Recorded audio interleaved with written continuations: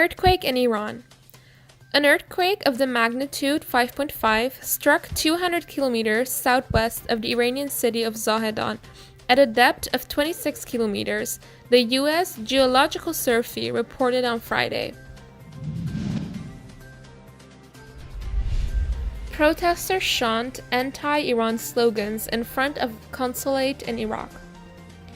After protesters in Basra stormed and set fire to a provincial government building and several Iran-backed political parties' headquarters, many moved to the Iranian consulate on Thursday night, where they chanted slogans against Iranian interference in their country.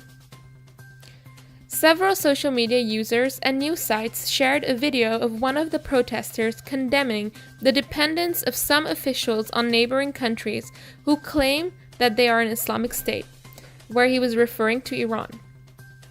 The protesters went on to say that Iran cut off the water supply from Iraq for their own benefit, adding that people's living conditions are tragic because our government is subordinate and does not include any noble person. "We want an independent country not run by parties, no to political parties," he said.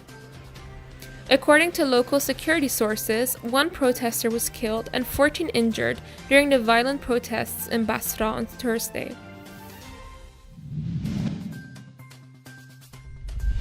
Pompeo. U.S. agrees to work with India on Iran oil imports ahead of sanctions.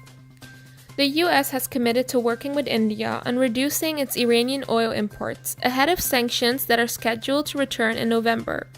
But Washington continues to aim for zeroing out Tehran's exports, Secretary of State Mike Pompeo said on Thursday.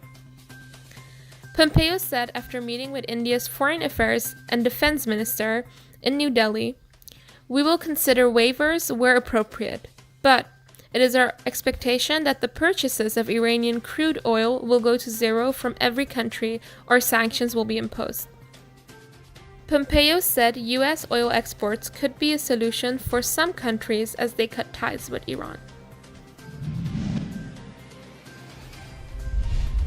France regrets arrest of husband of Iranian rights lawyer.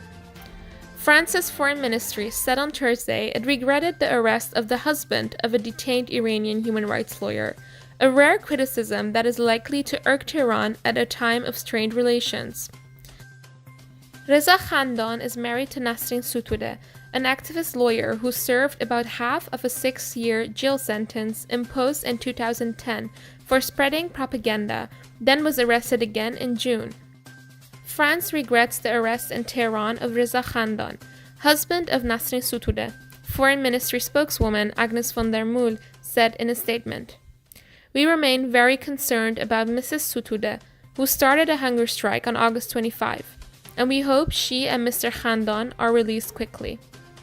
France rarely comments publicly on human rights issues in Iran.